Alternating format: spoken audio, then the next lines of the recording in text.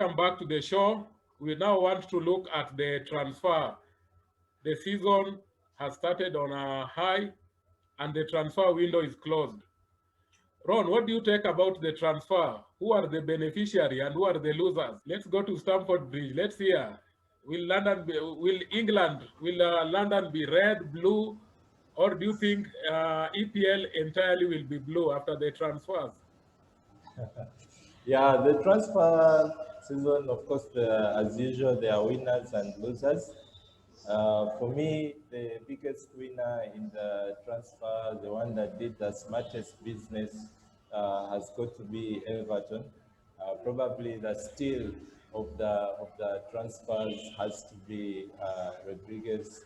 Very, very brilliant. A few games in, but he's really showing a lot of quality. And then the trio of Dakure, Alan, and Rodriguez, very, very good.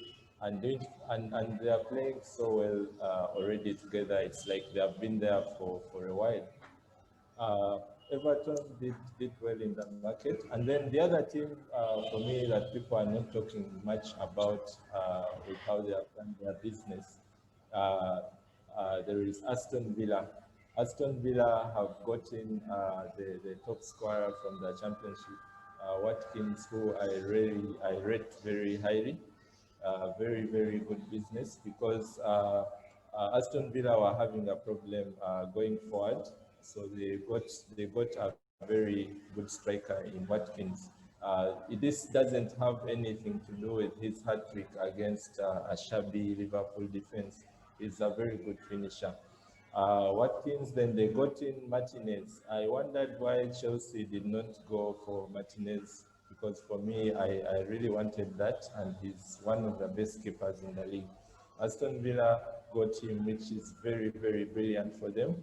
And they've got in Barkley to improve their creativity. So Aston Villa, they won't be, they will, I think survival is a given this time with how they have done their business. The other team that has also gained a lot for me in the market is Newcastle. Newcastle also have added in a striker in Wilson. Then they have got Fraser from Bournemouth. And if Maxima keeps fit, I think we have also done very good business for them. It's someone that will push them. Chelsea attack going forward, good signings, which also probably for me there were too many forward players. Probably they would have done something with galvanizing with probably a 70, 60 million pound central defender to try and create the balance. Yeah. Um, Arsenal also very good with Party. I fit in the league. So yeah, for me those were the biggest winners for me in the transfer market. Okay, Carissa, it's all smile since the final day, Monday. Who are the beneficiaries and who are the losers in the transfer market? I think the beneficiaries for me I'll start with Chelsea. They have recruited very many players, young players, creative players. Therefore, I will rank Chelsea, having gotten all those players. I think those are very good young players, creative players. So I think those are the beneficiaries. And then followed by Everton. Everton, Ancelotti has said in the past, he's a very good coach, tactical coach. He's gotten creative players, and he sealed those loopholes that he thought, in his own view, he had a problem last season. So those two teams, and of course, I'd say Arsenal, third, because two more critical signings for me in the name of Gabriel, actually three, if you ask me. Gabriel, and then now Party, deadline day signing, and of course William. So with the coming few seasons, I'm sure he'll add maybe two more. When you want a team not to, you don't interfere with the stability. You don't want to have too many players at the same time. You want to have a few players and address the key areas that you think I mean, you had a problem with last season, and therefore, for me, I think Arsenal has done very well as well, especially Partey, the deadline signing, and having missed Aura. Aura is more of a creative midfielder, and I think we have those already in the name of Willian, who can play there, and of course Caballos. And don't forget the cast Ozil that we still have, and is here is here with us for the coming 1 year. So, in terms of the losers, I think I'm seeing already a few teams are likely to go down in the name of Fulham. It's unfortunate. They love Packham very well. He did take the team many 2 seasons ago, and then took them a bit late. Then he came back with the team, which is a very big plus. But I think in terms of signings, he did do very well. You need players who have experience in the Premiership, and therefore I think the likes of Fulham, they did do very well. Also I think Sheffield. I don't think Sheffield did very well in terms of signings, and therefore I'm seeing candidates for relegation right there. Thank you. Okay, Ndolo, what do you have to say about the signings, especially with Arsenal? And what do you think of the system now that Partey is in the team? Do you think they will stick to their 3-4-3 or they will go to 4-3-3? But are you happy as a Ghana fan? Are you happy with the signings? But of course, I'm very happy. I mean, I can't contain the joy when I look at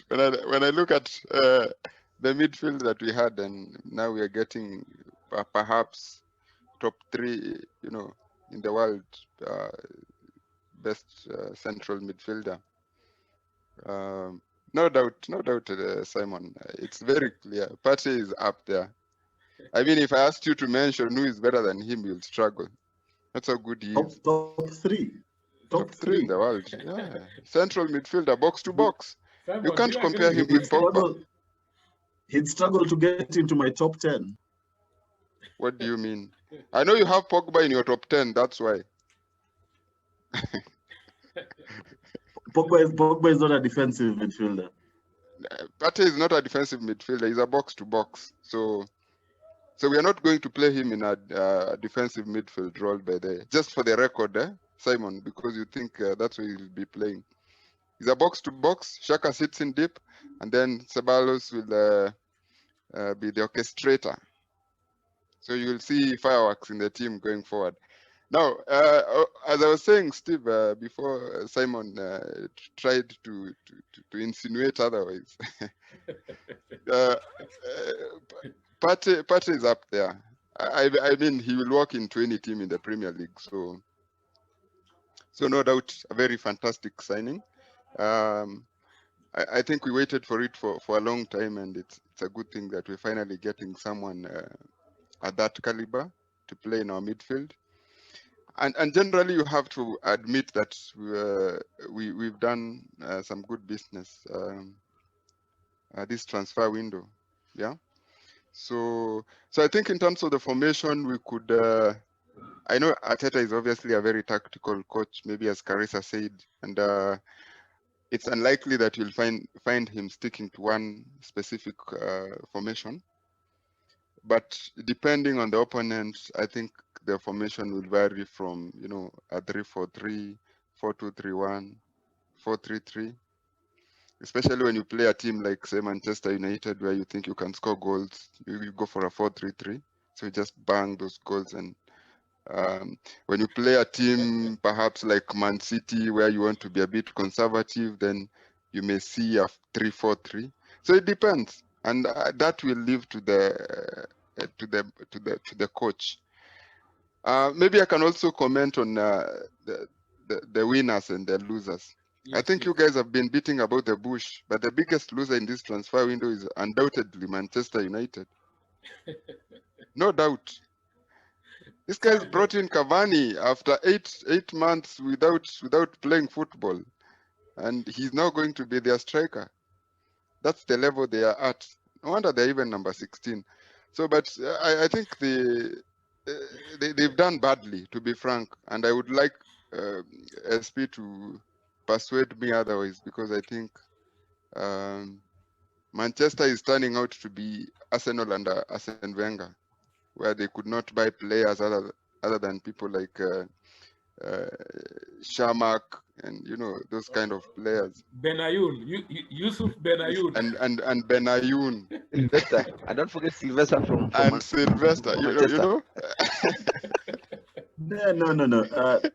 I think Dolo, you make such a big claim saying we are losers. Yes, we've had a bad transfer window. In terms of really, if you ask me, most of our signings don't improve our first 11. However, I don't think we've had the worst. Well, among the top 6, maybe we've had the worst. But like Ron was saying, and like Arista was saying, there are some people who've had quite bad transfer window.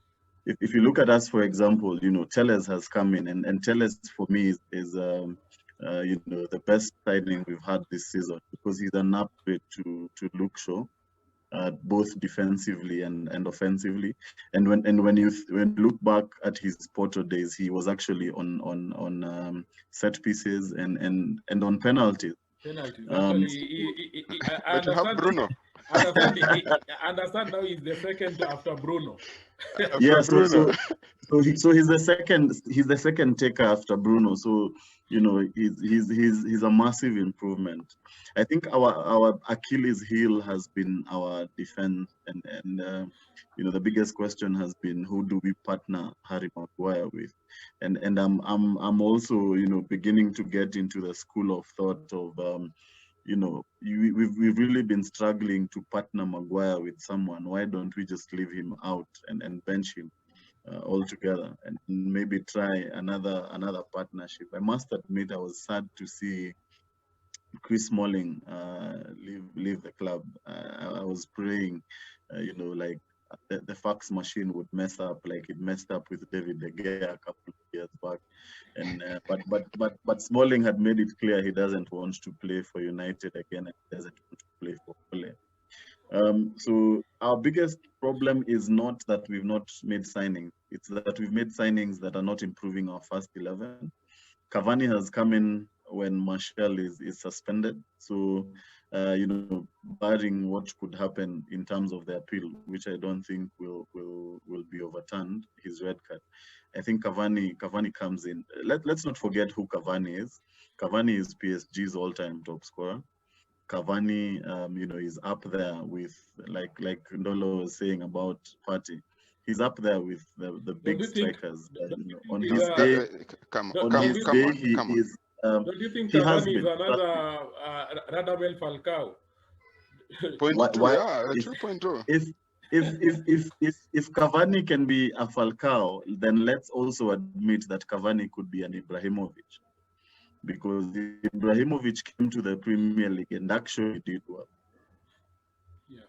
Yeah. But you see, Simon, Ibrahimovic is Ibrahimovic. Look at, and Cavani is Cavani. Cavani is I don't know. It's just Cavani, as you're saying. I mean, you don't become PSG's top goal scorer, just like that. I mean, Ibra has been there. Of course, his record might be broken at PSG, but the fact is, as we speak now, he is PSG's top goal scorer. Is he the ideal guy I wanted to see at United? No. Is he, was he top of mind when I thought about guys we would be signing this season? No. But again, I go back to the issue of the board and this vicious cycle that we've had at United, where a manager comes in, pulls miracles and makes top 4. I mean, like we did last season with Ole, was a miracle for me finishing third. And then, puts in his names. Who doesn't know that we were after Jadon Sancho? But the whole Jadon Sancho saga has been played out so badly, and it's painted United in such bad light. I mean, Dortmund have come in and said we want 108 million pounds. We are not budging on that price, so give us 108 million pounds, and we have a deadline 10th of August, if you guys have not put in a bid or given us the money, we're not selling Sancho. And the United board, goes in and plays games with them, takes them around, thinking that, a 90 million bid would make Dortmund accept. And Dortmund was just there, just laughing at us. And you can see, it has left us with egg on our face as United. And basically the way we are handling our things is not right. You hear ex-players talking about the way things are run at United. You hear Rio Ferdinand, Patrice Evra, you hear Gary Neville saying this is not the way things should run. And like I said, as we kicked off the show, I'd be very surprised if Ole was our manager starting next season. I mean, given the run of games we have between now and Christmas, I'll be surprised. I still expect him to be manager by Christmas, but he'll be in a race. He'll be top there among the coaches to be sacked, along with Frank Lampard before Christmas. So if you ask me, yes, we've had a bad. I think Scott Parker will come first. Yeah, Scott Parker. Again, we talk about owners and boards supporting managers, and Scott Parker has put in names that he wanted. He's not getting, the kind of signings he wanted. If you look at other coaches in the league, the Burnley coach Sean Dykes, same thing. He's been talking about players that he needs, and he survives with whatever he's given. But if you're not backed by your manager, I mean, by your owner, by your coach, the owners, the Glazers at United have been more interested in what goes out than what comes in. I mean, the facts are there to be seen. It's a painful, vicious cycle for United, but I can already, foresee how the season will go. December, we are kicked out of the Champions League. We go into the Europa League. By January 7th or 8th, Ole is fired. Pochettino comes in, pulls a surprise. We either win the Europa League or somehow make top 4. And then, we buy Jadon Sancho. We buy Jadon Sancho in the summer. And then by that time, people will have left. Pogba has left. Bruno has gone to Madrid. And the cycle continues. Poch comes, he gets one player, not the player he wants, and then we move on and we keep going until that time when someone will come in. Simon, we've heard you loud and clear.